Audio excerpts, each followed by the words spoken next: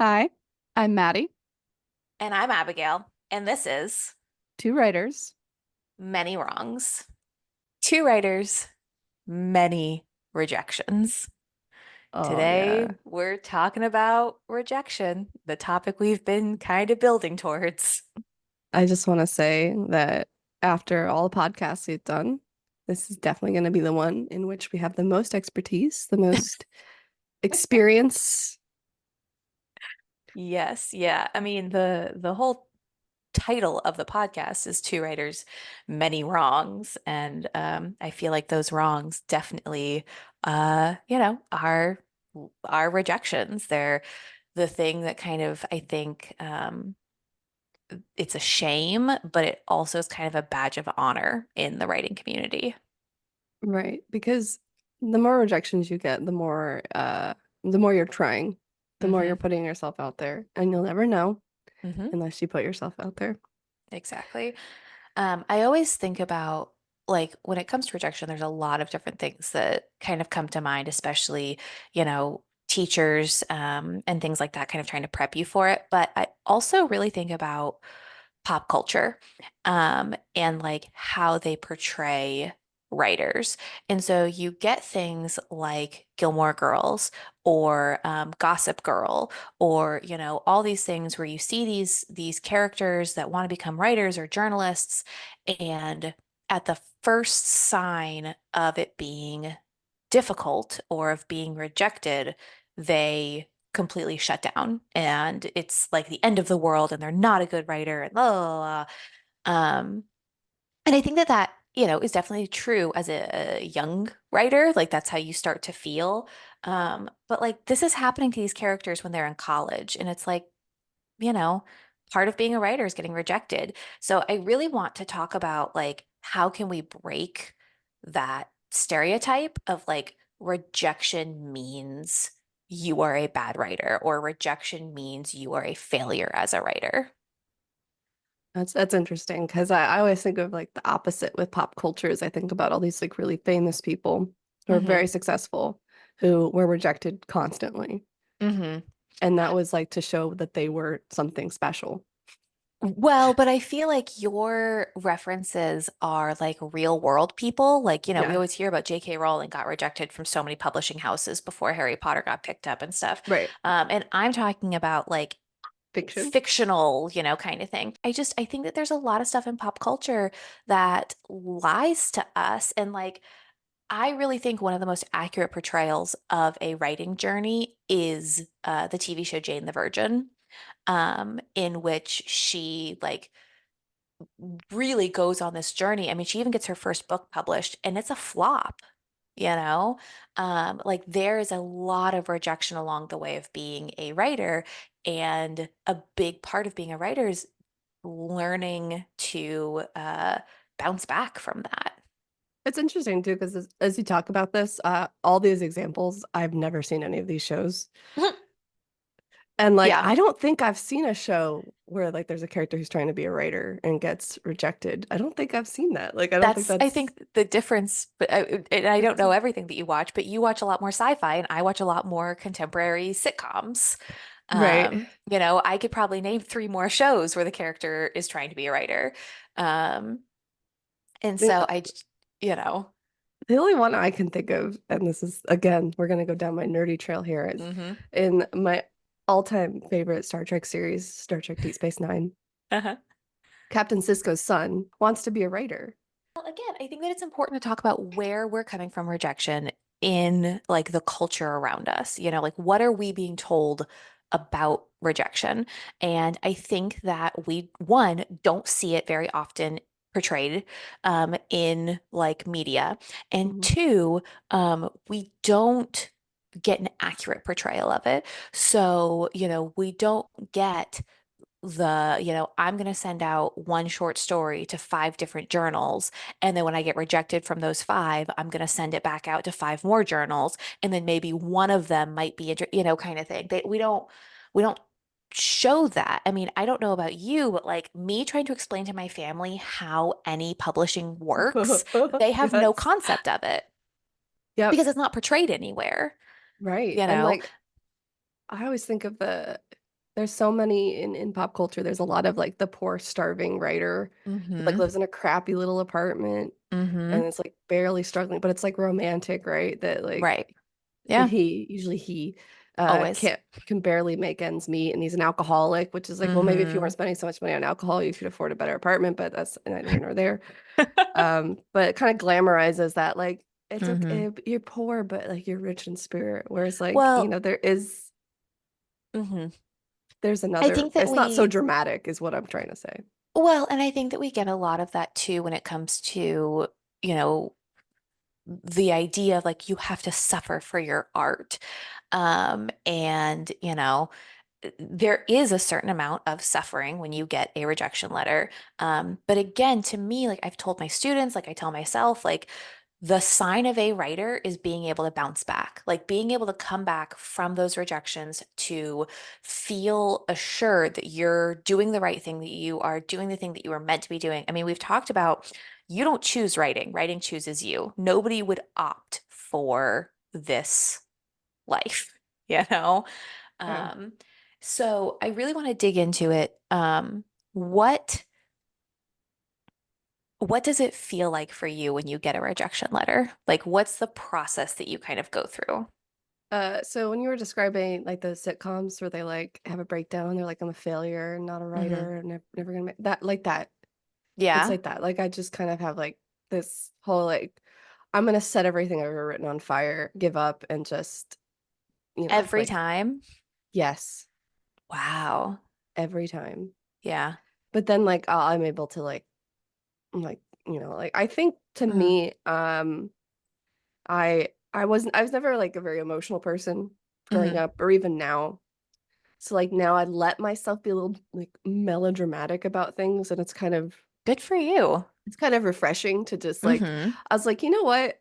I've never really had a tantrum, not since I was like 1 years old. So Yeah. like I'm gonna throw a tantrum and then I'm gonna Hmm. pick myself up and Yep. keep going. And Yep. it's actually kind of like refreshing to just be Hmm. like, this is horrible. I hate this. Yeah.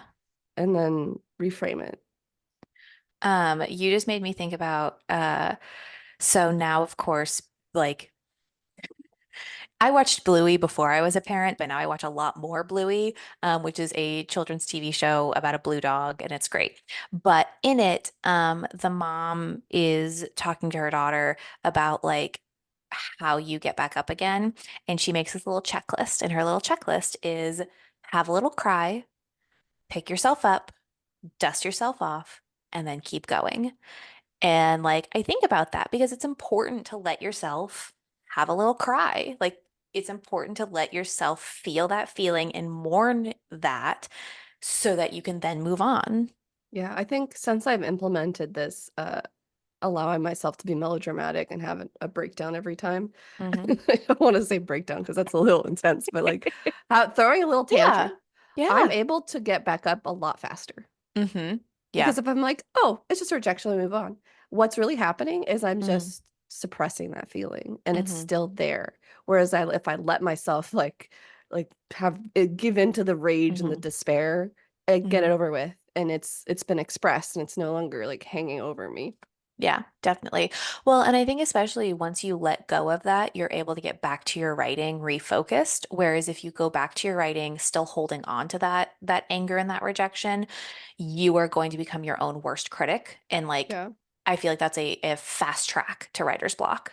When I get a rejection letter, I have at this point gotten so many of them that it does sometimes kind of like roll off my back. But then there are the ones that really, really, really hurt. So like, you and I have both applied to the Tin House workshops several times. Every time I get rejected from them, it fucking hurts. And it hurts so much more than like some journal because we've listened to enough people who run literary journals and stuff like that to know that like your story being rejected does not necessarily reflect the quality of your story. It reflects the reader, what they were looking for, what mood they were in.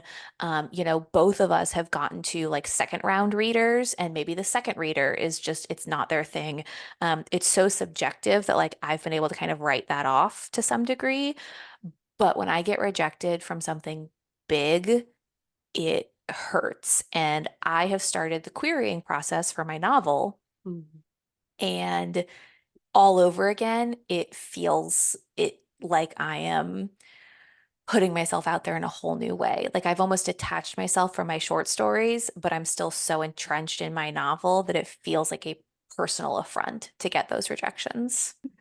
When you told when you told me you got rejections from your novel, I was like, I like I cannot imagine that. Just is so much worse. Yeah. And I'm Well, dramatic about my short stories, but like I was gonna say, with my novel, I think I might burn my house down. yeah, it really fucking hurts. And I think it's worth noting that when you and I were planning this episode, literally both of us got two rejections yesterday. Like you texted me and you were like, "Oh, hey, like that works out great because I just got a rejection." And I was like, "Oh my God, me too."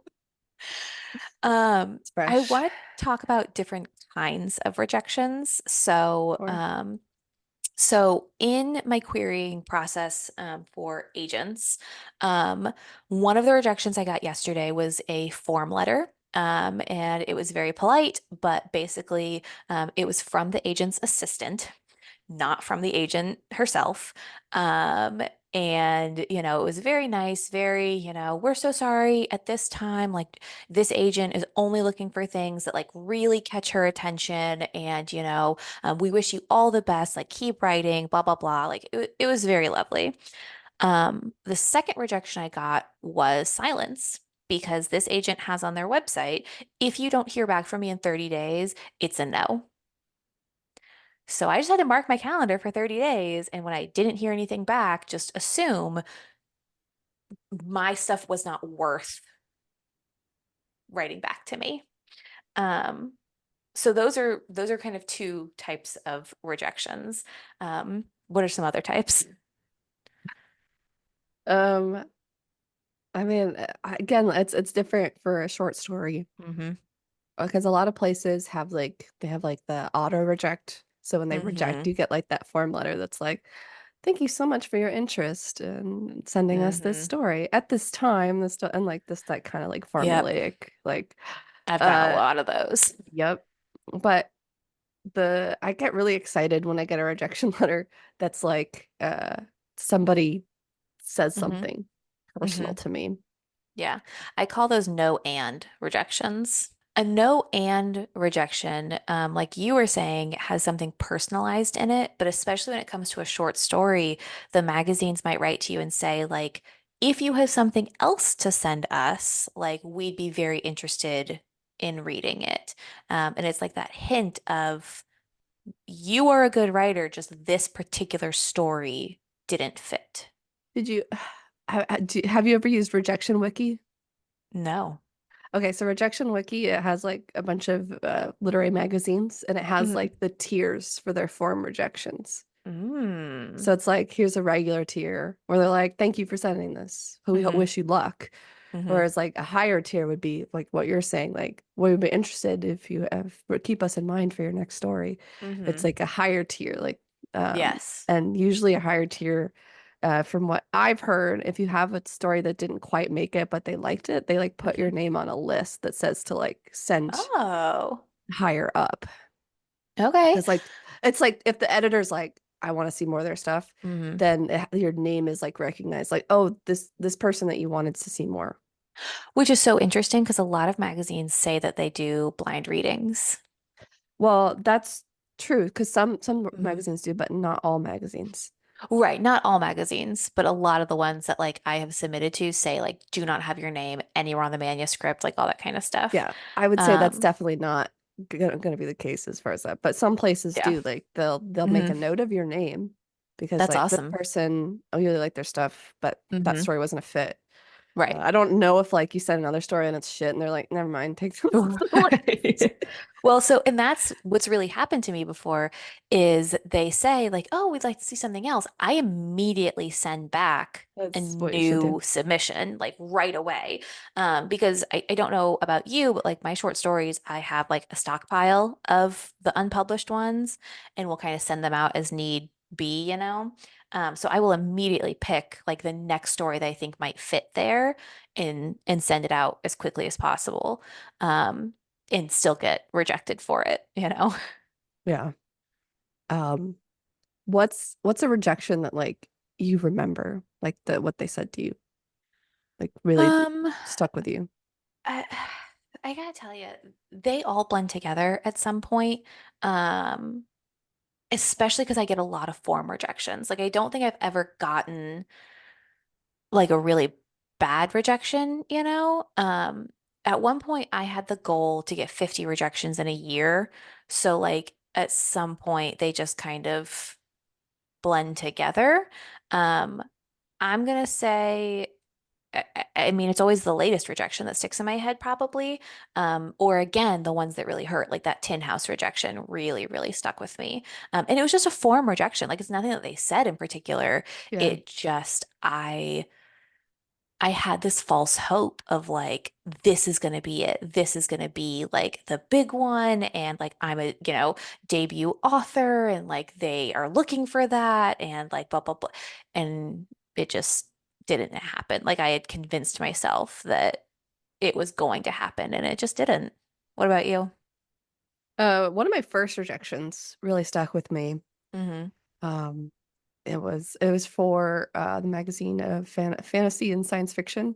Mm-hmm. He said it didn't grab me, and that was the editor. He sent me a letter Oh. and said it didn't grab me, and I don't know why, but that stuck with me for so long. And Mm-hmm. I was so afraid to send to that magazine again because of that rejection. But I Yeah. eventually did, and I got a good rejection where he's like, I really liked the mix of, Mm-hmm. format and premise. It didn't quite work for me, but please send me stuff in the future. And he Aw. started following me on social media. Oh And my like God. he likes my posts. When I created like a writing specific account, he immediately Mm-hmm. followed. That's Uh, And it's amazing. like when he personally said it didn't grab me, it wasn't Hmm. like Hmm. it was a bad story, just it didn't like reel me in or whatever, but Yeah. it really stuck with me. And then like had this kind of turnaround where like he's no longer Hmm. the editor of that magazine. Hmm. But it was just such a cool thing to be like this guy who was like a monster in my head Hmm. eventually sent me a really nice rejection letter in which she complimented my story and then ends up being a follower of mine on social Hmm. media, which is like kind of evidence to me that I wouldn't have known unless I had submitted stuff if I had like Hmm. embraced that fear of like resubmitting to this editor was that this editor sees something in me, sees something in my writing that's worth keeping Hmm. an eye on. Yeah.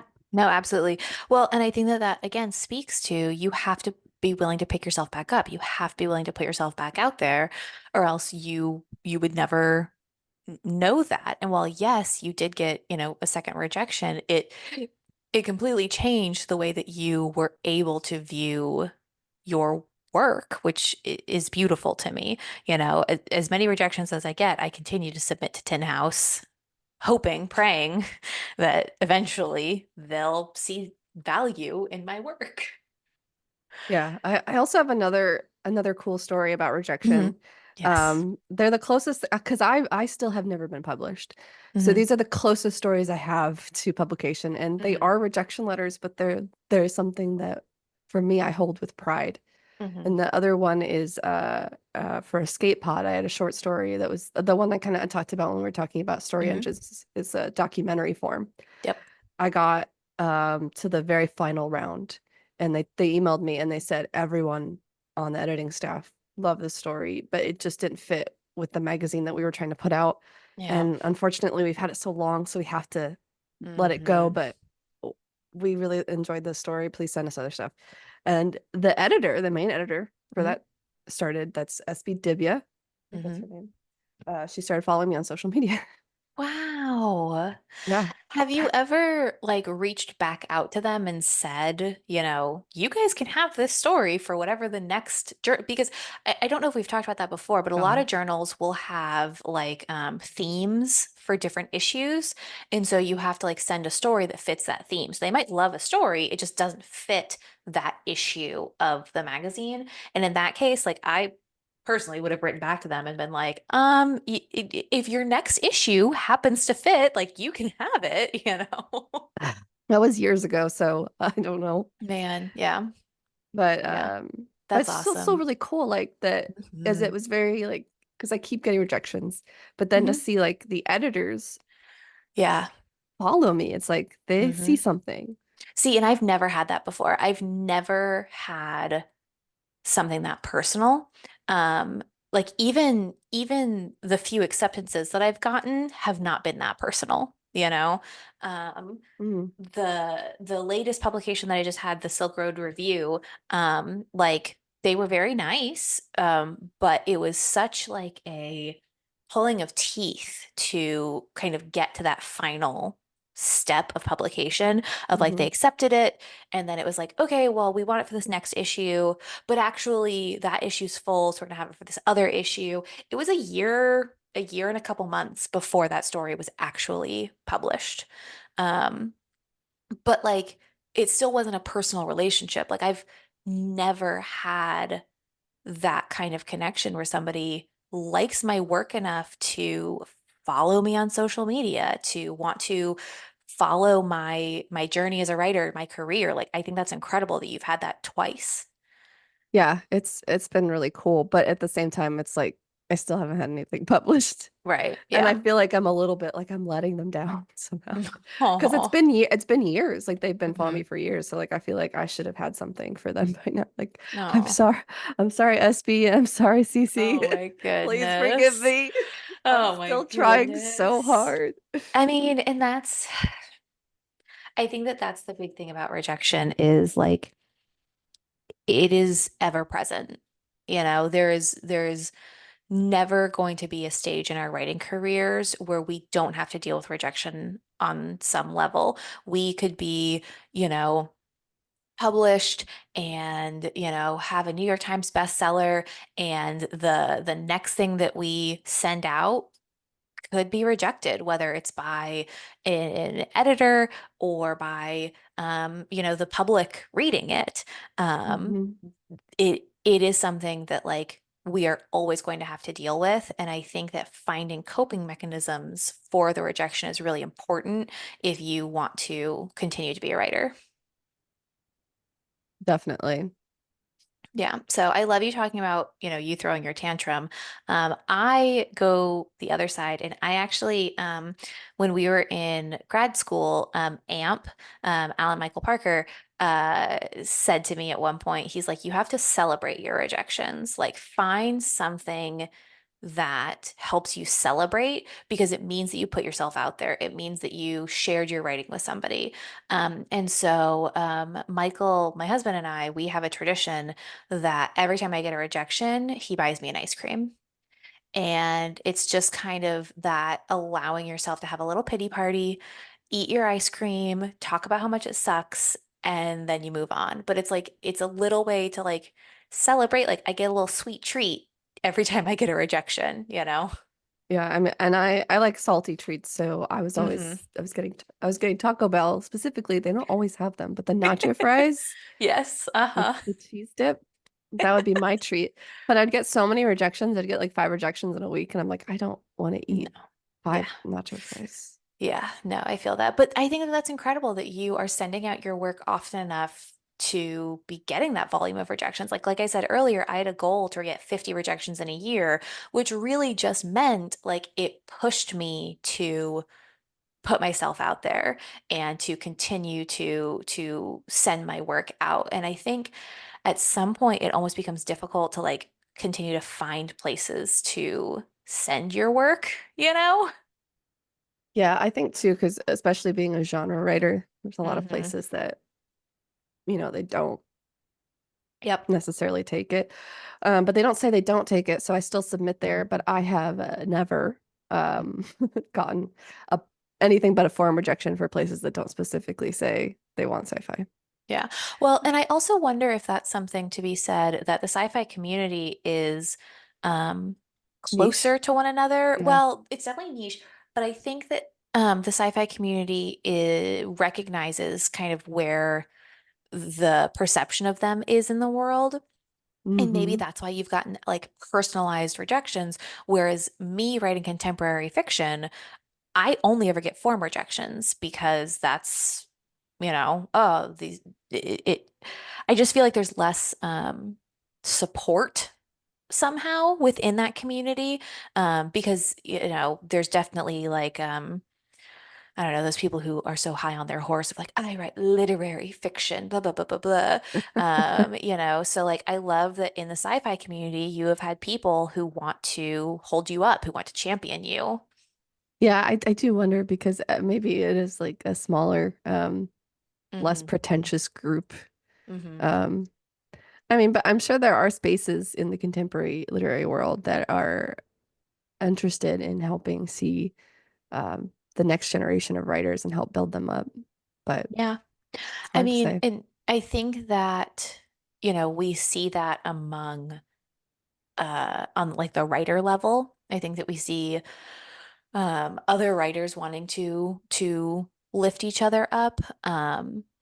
But we don't get a lot of that when it comes to like the editor level. So like I said, even the rejection that I got from this last agent, while it was very, very kind, it was absolutely a form rejection letter. Like there was nothing particular about my work, about any of it. So we're talking about essentially having a mentor, having somebody who Hmm. helps encourage authors who are Hmm. just beginning on their journey Yeah. to get out there and to Hmm. like kind of take them under their wing. Hmm. And Yeah. the fact that I've seen that and you haven't Hmm. could be to deal with The genre. Yeah. could have to do with Well, their genre. and even when we interviewed Rachel Lynn Solomon, when I saw her talk that she did for the bookstore, um, she did it with another author who was moderating the event. And the way that they had met one another is that Rachel Lynn Solomon saw her in Pitch Wars on Twitter, and even though she had gotten rejections during Pitch Wars, Rachel reached out to her and said, Hey, I really like your work. I'd like to connect you with my agent. So, like, on a writer level, and again, they're in the niche of the romance world, like they're in that genre. And I don't know how often that happens with contemporary fiction. I would love to see it. If anybody's looking for a mentee, I'm very good at following rules. It's great. But like, you don't see that often. So obviously, it would be great to have like a mentee situation, somebody who kind of has been through the ropes, who knows like what different magazines are looking for. But I also think it's important, and we've talked about this before, to have a writing community. Because like I know when you and I get rejections, the first thing we do is text the other person, and just being able to share that hurt a little bit with somebody who really understands it. Because while, yes, Michael buys me an ice cream, like he understands it on like a theoretical level, Yeah. whereas you understand it on like you put your heart out there and somebody said, I don't want this, you know? Yeah, you'll text me and I'll be on the couch or something. And I'll be like, oh no. Hmm. And Josh will be like, what happened? And I was like, Abigail. I'm like, Yeah, no. and that's exactly like what I do is I'm like, oh, poor Maddie. And like I feel so like your rejection is my rejection, you Yeah, know? exactly. It's shared. Um, yeah, exactly. Um, and so I think that that's again a big part of being a writer is being able to talk to somebody else who understands that hurt in some way. Yeah, definitely. Hmm. It does make it a little bit easier that like somebody just gets it because I think for me, I put so much of my heart in my writing and it's so much of like me, the weird kid Yeah. in my writing. And so when it gets Hmm. rejected, I'm like, I'm being rejected. Hmm. Yeah, definitely. Well, and so much of my stories, like while they are fictionalized, pull from my family and like the stories that I grew up hearing my whole life and stuff, that when I put them to page, like it is that, oh, you don't like my family, or like you don't like me, or that Right. hurt in some way. Um, and I think it's also kind of funny because the like two stories I've ever gotten published, while both of them are based in some type of reality, are like the furthest from my actual reality. And it's almost like the less personal my writing is, the more people respond to it, which sucks, you know? Um, And especially because with my novels, my first novel is incredibly personal. And that's the one that I've started querying because that's the one that's ready. My second novel, I think it's going to get published a lot easier, if it ever gets published. But it's far less personal. that's interesting. I wonder. Mhm. I think it'd be interesting to dive into those stories, like the one that's got published versus the ones that Mhm. haven't, and kind of see if there's any difference in like your writing itself. Mhm. Yeah, I, Interesting. I Very I interesting. don't know. That would be a good thing to analyze though, to look into that. Because it may not be about it being personal. That's true. Yeah. Interesting. Um, I want to talk about, just because it's you and me, let's talk about spreadsheets because we both got Oh, them. heck yeah. How do you keep track of your rejections? Like, how do you catalog them? Well, as you kind of hinted at, I have a spreadsheet. Hmm. And my spreadsheet has many tabs. First tab Yes. is like, it's actually, I call it my submissions tracker. Hmm. So I have the first sheet has my cover letter on it, so it's just easy for me to cover and grab Hmm. it. And I have like insert story title here, Yep. so I have all that Yep. stuff to in place. And then each tab in the spreadsheet is a different story. And Hmm. then on each, the spreadsheet itself has a list of all the sci-fi lit mags, all the magazines that accept sci-fi, or Hmm. and I'll put those on there just like the default ones, and I'll put like the link to their specific Submission page. guidelines, Hmm. because everybody's a little bit different, so it's good to Hmm. refresh my memory. And I put their word count because some of my stories they won't have that word count.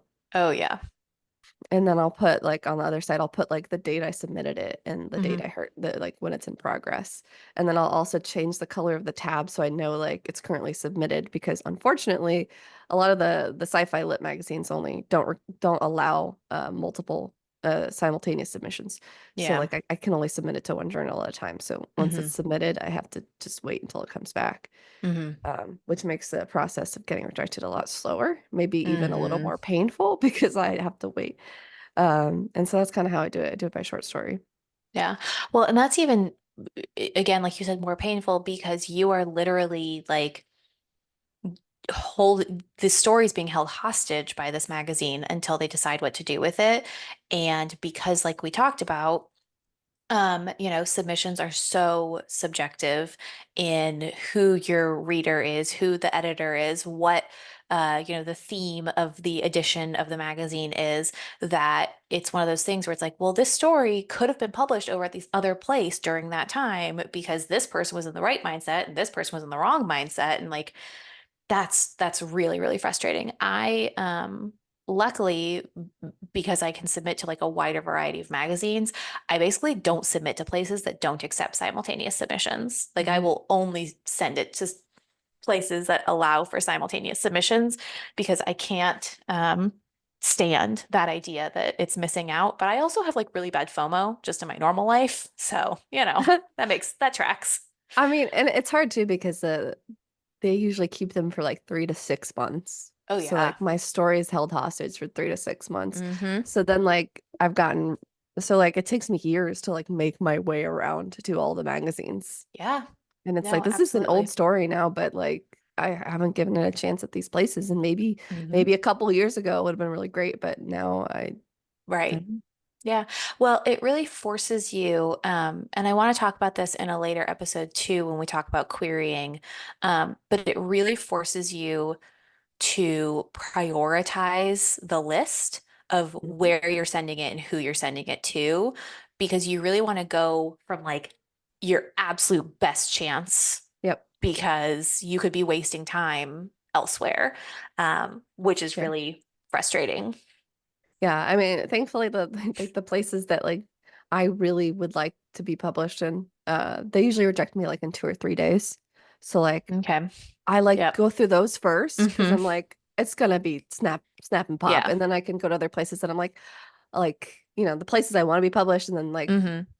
I do those first because I know like in a week I'll be Yep. rejected like 8 times. Right. So then I Yeah. can go to like the one that like I feel like I might have a chance here and I really like Right. this publication. Then I go Yep. for that one. Yeah. What's the fastest rejection you've ever gotten? A day. A day? A day. That was insulting. Wow. I was so offended. I was like, "Did you read Yeah. this? Did you read Right. this?" I That's don't think really, you read really this. frustrating. Yeah. Yeah. So I'm gonna I went to talk with somebody who was talking about submissions, and they said that something that really stuck with me is they are looking for a reason to reject your story Oh, interesting. because she was an editor and she's like, we get Hmm. so many submissions. So Right. we are looking for anything that we can reject it Mm, for. that sucks. And so that's why it is so important to read Hmm. the instructions Oh, yeah. thoroughly. Make sure it's formatted the way they want it. I Yep. feel like some of them will like throw you a curveball and like Hmm. their formatting to see if you're paying attention. Yes. Make sure you follow that like exactly their instructions. I always double check. Sometimes I've made mistakes, Hmm. but it's very important because that's enough to get you rejected. Oh, yeah. Yeah. It's, we talked about this in our submissions episode of like really, really paying attention to it, but I've never heard it phrased that way if they're looking for a reason to reject you. And I really wish, like, that's one of my kind of regrets when I was at Florida State is I always submitted to the literary journal there, the Kudzu Review, and I never applied to like work there. And I almost wish that I had taken a semester to try to be on staff so that I could get a better inside look at that process.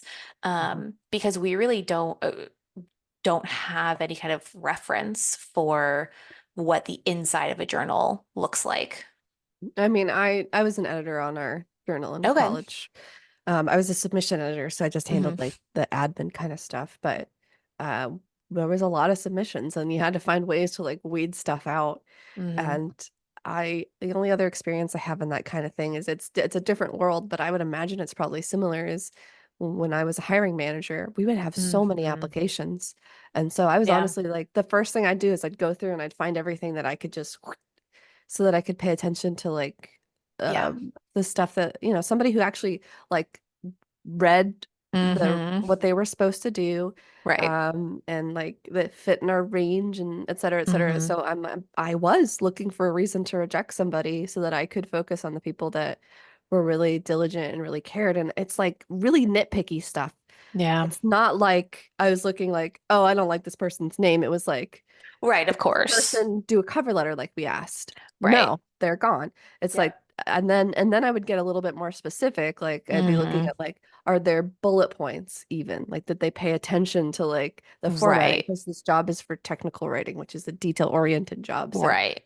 is their resume Hmm. formatted and is it Hmm. grammatically correct? Right. Then I would throw them out and like get down to like the ones that were like, these are good to Hmm. compare. Yeah. Yeah. That makes a lot of sense. Um, well, I keep track of my rejections in a similar way, also on a spreadsheet. But as is typical for the two of us, yours is much more organized than mine. Mine's very rudimentary in that I just have a list of Mhm. the story, the journal, the day it was sent, and the day that I got a response, and then what that response was, whether it was a yes, a no, or a no and. And sometimes like I'll make notes next to it if it was a no and of like what the and was. But that's really it. And the only thing it's divided by is year. So I can keep track of like how I see. many stories I'm sending out a year. Um, and it fluctuates a lot based on am I focusing on my novel or am I focusing on my short stories and submissions? So even though I had the goal of getting 50, I think the most rejections I've ever gotten a year is like 27 or 30. Okay. I don't know if I would have those metrics. Yeah. Well, because you divide everything by short story too.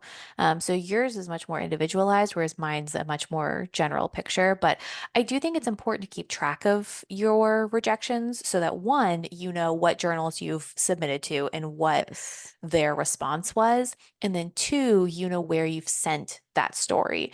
Because I imagine there are times that people will send the same story to the same journal, hoping for a different result.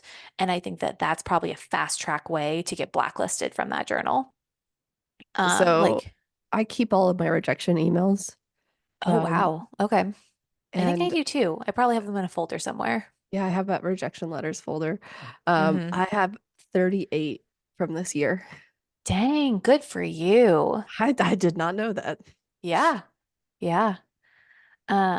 I kind of want to um like read one of our rejections. So like um the one that I just got from the agent's assistant says, Dear Abigail, thank you for sharing your work with us and for your patience as Joanna reviewed it. At this time, we will not request any more. Given the high volume of submissions, Joanna can only take on projects that are a perfect fit for her list. We believe you merit an agent who connects with your work wholeheartedly and can be the advocate that you deserve, so we will be stepping aside. Please don't be discouraged, though, as it is a highly subjective industry, which simply means another agent may feel differently. Thank you again for thinking of Writer's House, for your patience, for your considering Joanna for this work. So, like, super positive, clearly a form rejection. Yeah. Uh-huh. Yep. I love the you that was the most it's not you, it's me breakup letter I think I've ever gotten. It's a breakup letter. Yeah. So funny. Hmm. So my rejections, so I know for a fact the first rejection letter I got from CC Finley is I deleted it Oh, because it hurt my feelings so much. So I didn't keep it, and I'm kind of sad that I didn't, but I remember yeah. it. Hmm. But the other one he sent me was Dear Madeline, thank you for giving me a chance to read Finding Miron's Place, a documentary. I thought this is an interesting mixture of premise and format. The narrative had some affecting moments, and I really liked the ambition of it as a whole. But overall, the story didn't quite work for me, and I'm going to have to pass on it for fantasy and science fiction.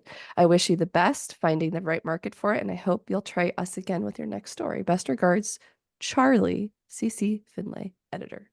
That is so lovely. Like the Isn't that fact that lovely? he took the time to give you specific notes about your story is incredible to me. Like really nice, specific Yeah. notes. Yeah. I've never gotten that before. And then the other one, this is also for the same story. This is Hmm. from Escape Pod. Hmm. This story was very well received across our entire editorial team and reached the final round of consideration. Very few submissions reached the stage, but we're sad to say this piece wasn't quite right what we're looking for right now. Does that hurt more or less than a form rejection? Honestly, and this may sound weird, it didn't hurt. I was Wow. elated. I was elated Yeah. because Yeah. it was proof that like Hmm. I'm not, I hate, I don't want to use this word, but I kind of Hmm. feel like you're like crazy. Like, Yeah. you're like shouting into the void. And so this is like proof that like Hmm. I'm not shouting into the void. There Hmm. is people who are receptive and understand what I'm trying to do, Yeah. even if it didn't quite fit. The fact Yep. that the editorial team was like, we really like this story meant Hmm. so much to me that both of those rejection letters were, I felt they were as good as an acceptance letter. Not as Oh. good, but like they're the No, but yeah, closest of course, I have. absolutely. Yeah. No, It's a, I mean, it felt like I'm not toiling in vain, yeah, like, absolutely. Absolutely. I completely understand that of like somebody sees merit in my work. And even if it doesn't fit this time, like I'm on the right track. right. And I told you this the contest for science fiction writers of the future contest Hmm. that I was an honorable mention Yes, you for. were. It was this story. And Ah, it makes me so happy because this story is a story that I'm very proud of and it's hmm. in my opinion my best work. And Yeah. so to see it get not quite published, but Hmm. it's like my best work that I did years ago Hmm. is worthy of this kind of attention. It just kind of Hmm. reinforces this idea that like even though it's never gotten accepted, these rejections show me Hmm. that maybe not this work, but another work Hmm. can make it all the way. Yeah. Um, Well, or even that this work just hasn't quite found the right home yet, too. So I do want to ask you, at what point do you go back and rework a story that's been rejected a number of times? Or do you ever go back and rework a story? I used to try and do that every time it got rejected because Oh. again, I it would be like 6 months Mm-hmm. had passed. Mm-hmm. Um, so it'd been a long time since I'd looked at it. And then I Mm-hmm. decided that I don't do that anymore. Once it hits Mm-hmm. like I've finished the story, I'm submitting it, I don't look at it again. I just keep submitting it out because Mm-hmm. what if I change it and then I get rejected for this changed version and the Mm-hmm. people would have liked the original version? Because for instance, that story got rejected a bunch more times. Mm-hmm. And I got those two good rejections. Mm-hmm. So, but I edited it and I changed it and revised it a bit, Yep. and I continue to get form rejections for it. So Mm-hmm. then I started to think, well, maybe it was better before I Yeah. edited it Mm-hmm. because Yeah. that was the one that had positive. So I stopped doing that because you're just gonna get into the cycle of Mm-hmm. editing and editing. I think I would go back and work on revising that story because again, this is part of a collection that I'd eventually like to release. Right. So I'm like, I'll do it then. For Mm-hmm. now, I'll keep sending it out the way it Yeah. is. For me, it was once it was rejected, like, I don't know, like 10 times or something, I would go back and reread it and kind of take a look and be like, okay, do I still stand by this work? Because once it's been rejected 10 times, that's easily, 6 months, 8 months, a year, like a good amount of time has passed. And so at that point, I'll go back and reread it, not necessarily with the intention of changing and editing, but more so with the intention of, do I still stand behind this? Like, do I still think that this is like my best work, that if it was published as is, I would be proud of it? Um, and so there are stories that I have gone back to rework. But again, those stories that have been reworked several times, never been published. Like, again, there's so little rhyme or reason to me why the stories that have been selected were selected over the other ones, Right. that it really does just prove like how subjective this industry is. But I really like your point of, you absolutely should not, I say absolutely. I think my opinion is you should not revise a story after every single rejection, because Right. at that point you're trying to please somebody else. You're not being true to your work. Yeah, totally agree. But also, I think about Charlie Jane Anders, if I remember Okay. correctly.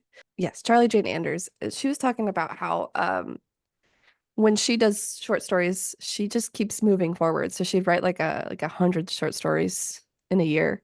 Dang. And but like she was just like, it doesn't matter if this story gets rejected or not because I'm writing it Hmm. the next story and the next story and the next story. And so I Right. try to think of it this way because not as prolific as that, but I have a Hmm. short story collection that I wrote for my thesis. There's like Hmm. 12, 15 stories in it. Right. And so I've had three three of them like fully edited. Hmm. And so I'm pushing those aside. Those are done. And I'll Yep. try to get those published until I reach a point where I can't Hmm. submit again. And then I just keep moving on with the next story and the next Hmm. story. But I'm not going to keep going back to those stories because I'm never going to get to these other stories. Right. Yeah. Well, and I think that that's really lovely when you think about, like, again, as a writer, our goal is to write.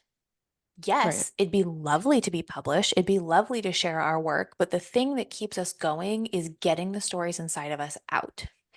And I Yes. think that that's important to remember when you get these rejections, of at least you can feel a sense of pride that you got that story onto paper, that you finished it, that you were able to share it with somebody. Like, that is the true goal of being a writer. Yeah. And like if you get hung up on like I have to make this story perfect because it as it Hmm. like got like a higher tier rejection. So let me just keep Hmm. working on this. And you're Hmm. missing out and you become like I am just solely like obsessed with making this one story perfect. Whereas like Yeah. do it with like what Charlie Jane Anders was saying was just like Hmm. you just keep writing the next thing. Like Yeah. send that out, write the next thing, Yep. send that out. And so Well, there's less like hmm it affects you a little bit less because it's like, well, it's okay. I got 20 other stories I can send out. That one didn't make it. Sure, whatever. I got stories out the wazoo. Yeah. Well, and that's exactly the piece of advice that I've gotten when it comes to writing novels is once you finish a novel, once you're ready to, send it out to the world, you start working on the next one because there's nothing you can do for that one that is out in the world right now. Hmm. And so I did that when I finished my first book and sent it to beta readers, is when I started writing my second one. And now that I've finished editing the first one and sent it out to query agents, I'm starting to edit the second one. And like, there should always be something else for you to work on, for you to focus on. I do want to put a little asterisk here, though, that going back to the idea of like our roadblocks episode, that doesn't necessarily mean that you should just jump from project to project to project without finishing any of them. Yeah, 100%. Yeah. No, but I Yeah. think it's more about like you writing 100 stories. You like, I Hmm. wrote this story, pushing that out, write Yep. another story, pushing it out, and like getting that like, you know, Hmm. functioning in that way where you're writing something, finishing it, and then not looking back, just Hmm. looking forward. Because Exactly. I get caught up in that a lot where I don't finish a project, not Hmm. because it's not finished, but because it's not Right. perfect. It Exactly. just and Yep. so then I get caught up in that where it's like I've been rewriting Hmm.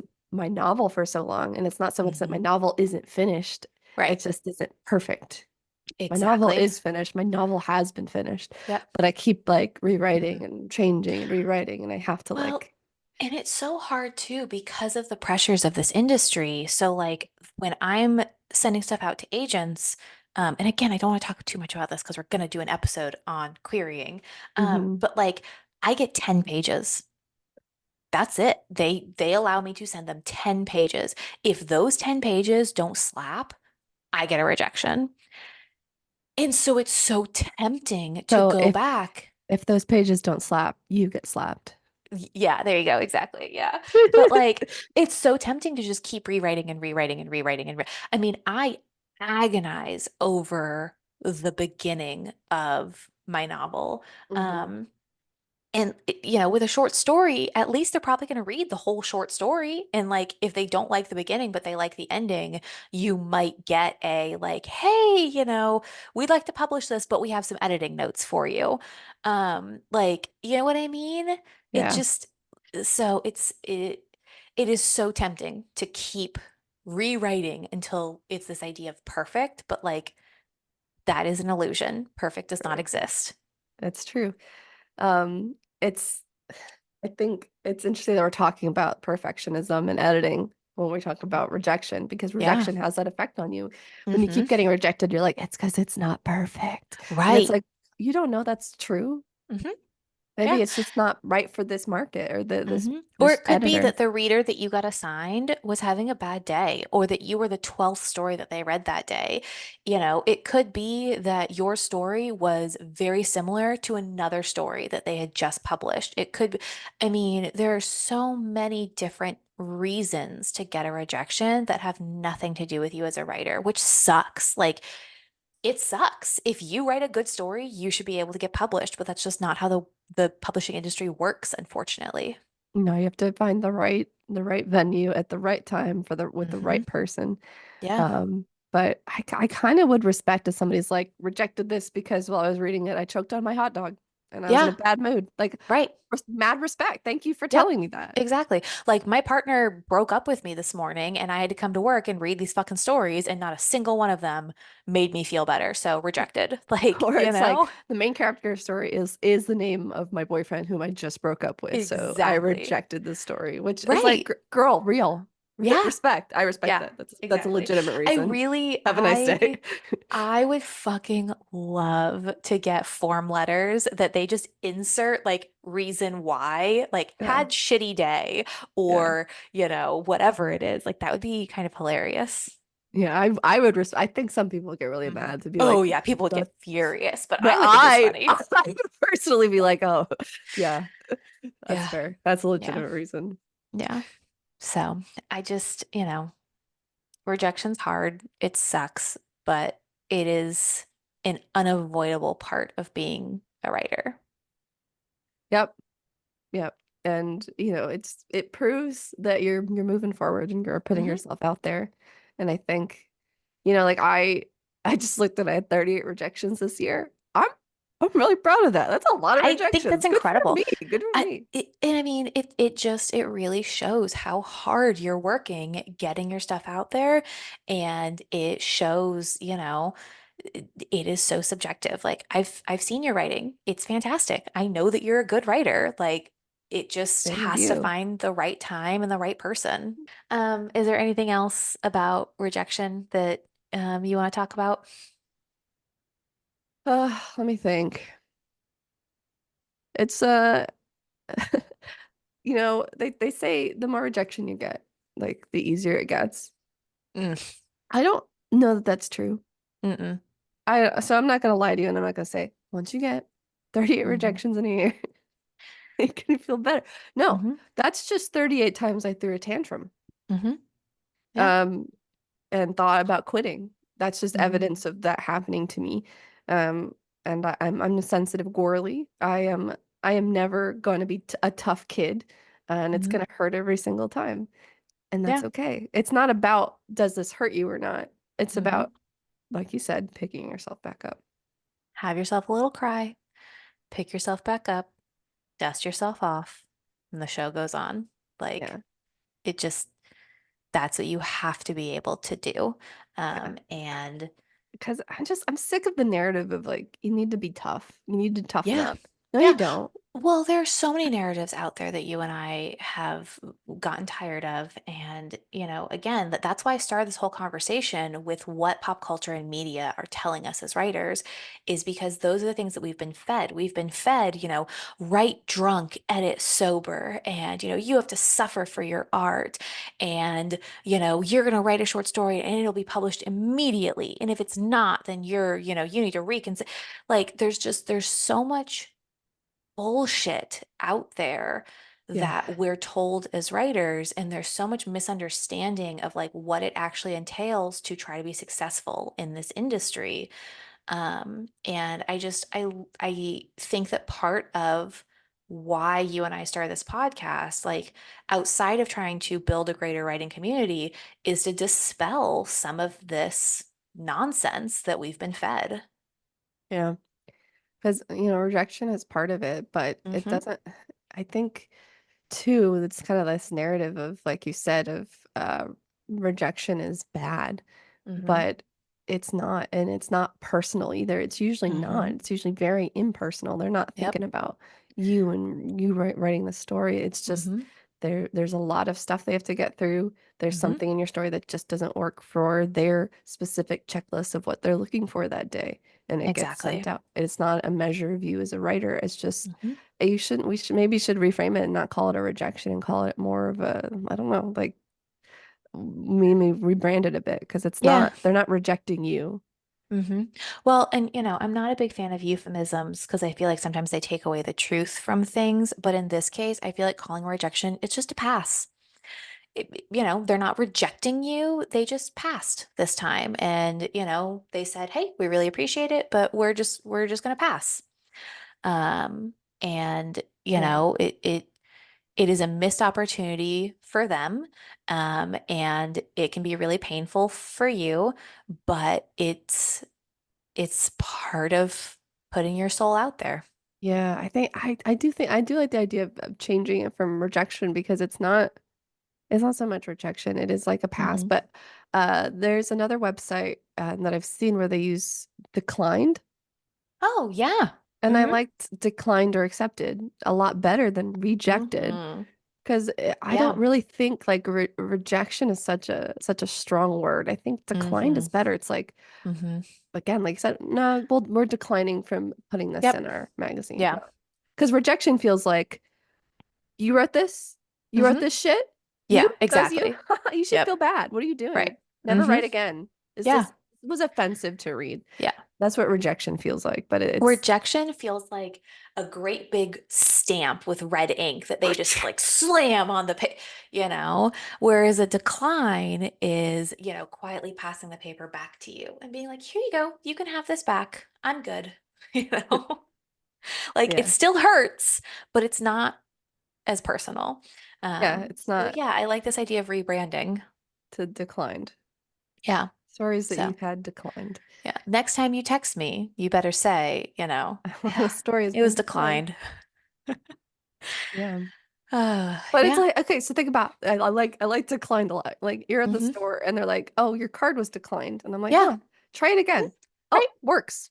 Yep. Nothing wrong Well, with the card, just like sometimes the card reader just didn't read it correctly. exactly, exactly. Or, it's one of those things where it's like, no, I know I have money in my account. I know that for a fact.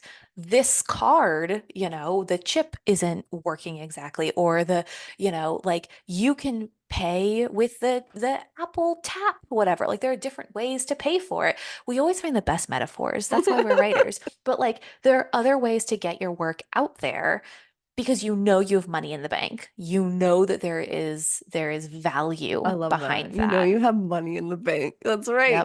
Yep. Your car's just getting declined here. But Yeah. you know what? You don't need to shop here. Hmm. Or you've got other cards you can use. Exactly. Exactly. Yep. Yeah.